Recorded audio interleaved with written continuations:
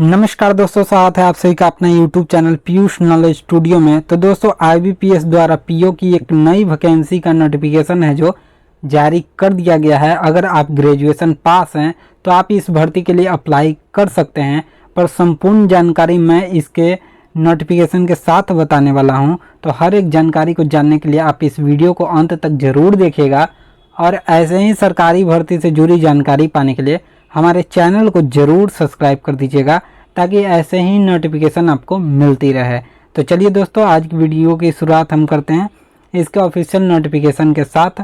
और आप सभी को पता होगा कि मैं हर एक भर्ती की जानकारी उसके ऑफिशियल नोटिफिकेशन के साथ ही देता हूं। जब तक इसका नोटिफिकेशन नहीं आता तब तक मैं आपको कोई ऐसी फॉल्स जानकारी को नहीं बताता हूं। तो चलिए इसके ऑफिशियल नोटिफिकेशन को देखते हैं और हर एक जानकारी को विस्तार पूर्वक समझते हैं। उससे पहले आप लोग यहाँ देख लीजिए कि अप्लाई डेट क्या होने वाला है। अगर आप अप्लाई करना चाहते हैं तो रजिस्ट्रेशन जो डेट है वो 1 अगस्त से स्टार्ट हो चुका है और 21 अगस्त तक चलने वाला है। अब जानते हैं इसके फीस और बाकी अन्य डिटेल्स को।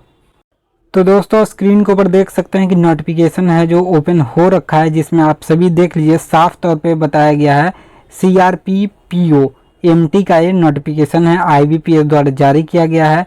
रिक्वायरमेंट आप देख ही सकते हैं, टोटल पोस्ट क्या है, कब से कब तक अप्लाई होगा, कितना पैसा लगेगा, हर एक जानकारी को हम विस्तार पूर्वक अब समझेंगे। तो देख लीजिए अप्लाई डेट मैंने बता दिया आप सभी को कि 1 अगस्त से शुरू होगा और 21 अगस्त लास्ट डेट होने वाला है।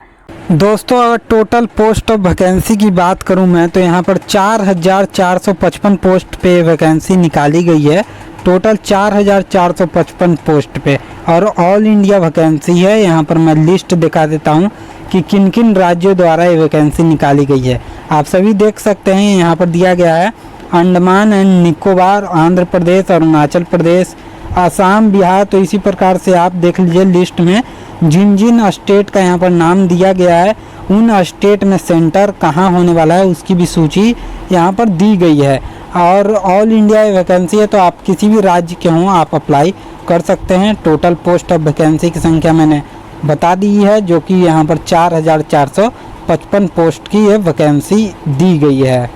दोस्तों सबसे पहले आप इस पोस्ट का जो एजुकेशन क्वालिफिकेशन है उसको एक बार देख लीजिए कि क्या कुछ बताया गया है। A degree graduation in any discipline from a university, यानी भारत के किसी भी मान्यता प्राप्त संस्था से आप स्नातक की डिग्री यानी ग्रेजुएशन पास होना आवश्यक है। ग्रेजुएशन की डिग्री आपके पास होनी चाहिए तभी आप इसके लिए अप्लाई कर सकते हैं।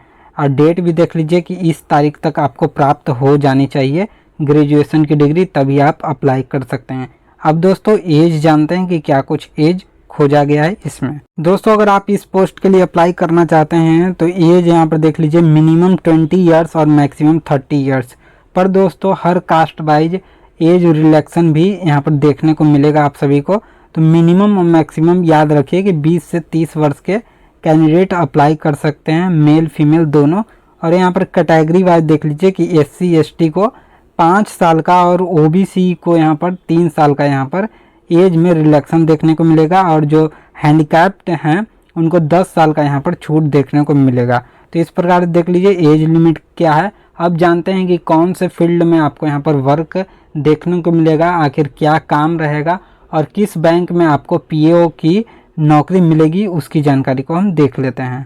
दोस्तों अगर आप इसके लिए अप्लाई करते हैं तो आप देख लीजिए Bank of Baroda, Bank of India, Bank of Maharashtra, Indian Bank, Punjab and Sindh Bank और Punjab National Bank, Central Bank, इसी प्रकार से बहुत अन्य बैंकों की यहाँ पर सूची दी गई है। इसी में आपको वर्क करने को मिलेगा और ये ऑल इंडिया वैकेंसी है, हर स्टेट के कैंडिडेट अप्लाई कर सकते हैं। दोस्तों आवेदन करने में आप सभी लोग देख लीजिए कितना आपको ऑनलाइन पेमेंट करना पड़ेगा। अगर SC ST के कैंडिडेट हैं तो आपको 175 रुपये का ऑनलाइन पेमेंट करना आवश्यक है और बाकी अदर कास्ट के लिए 850 रुपये का भुगतान करना पड़ेगा। तो इस प्रकार आपका 850 से लेकर 175 रुपया ऑनलाइन पेमेंट लगेगा अप्लाई करने में। तो दोस्तों अब एग्ज़ाम के सिलेबस को देख लीजिए, जिसके पास करने पे ही आपका सिलेक्शन होने वाला है, इसी पे आपका सिलेक्शन आधारित है। तो सिलेबस में देख लीजिए आपका PT का ये सिलेबस है जो कि ऑब्जेक्टिव टाइप क्वेश्चन पूछे जाएंगे, जिसमें इंग्लिश लैंग्वेज से आपका 30 क्वेश्चन पूछा जाएगा और यहाँ पर देख सकते हैं एप्टीट्यूड से 35 और रीजनिंग एबिलिटी से 35 यहाँ पर क्वेश्चन पूछे जाएंगे। टोटल आपका जो क्वेश्चन पूछा जाएगा वो 100 क्वेश्चन पूछे जाएंगे और 100 मार्क्स का ही रहेगा। और हिंदी इंग्लिश दोनों लैंग्वेज में रहने वाला है। यहाँ पर देख लीजिए बताया गया है सिर्फ इंग्लिश लैंग्वेज आपका इंग्लिश में ही रहेगा और बाकी हर एक पेपर आपको हिंदी इंग्लिश मिल जाएगा। अब टाइमिंग की बात करें तो यहाँ पर 1 घंटा का समय मिलेगा जिसमें आप सभी को 100 क्वेश्चन को हल करना होगा।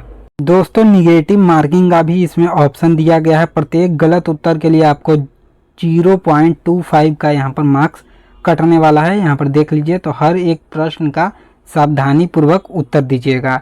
जैसे ही आप प्री एग्ज़ाम को निकालते हैं तो एक कट ऑफ लिस्ट जारी होती है जिसमें अगर आपका नाम आता है तो आप मेंस के लिए एलिजिबल हो जाते हैं। अब दोस्तों यहाँ देख लीजिए कि जो दूसरा एग्ज़ाम होगा वो आपका मेंस का एग्ज़ाम होगा जिसमें ऑब्जेक्टिव और वहाँ पर सब्जेक्टिव दोनों वहाँ पर प्रश्न पूछे जाएंगे।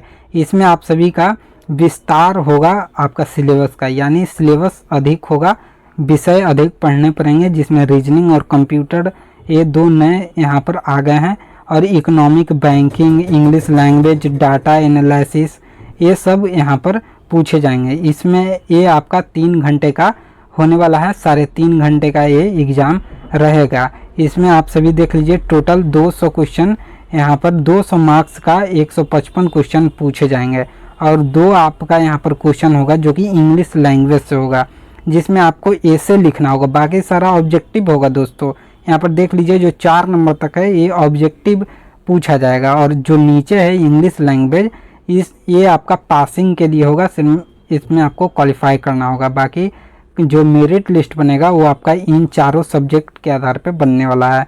इंग्लिश लैंग्वेज में आपको एक ऐसे लिख कर दिखाना पड़ेगा, 2 ऐसे लिखना होगा जो कि आपका यहाँ पर देख सकते हैं कि 25 नंबर यहाँ पर दिया गया है और इंग्लिश में ही लिखना होगा, आधा घंटा का समय दिया जाएगा। तो इस प्रकार से 3.5 घंटे का यहाँ पर रहने वाला है मेंस का एग्ज़ाम।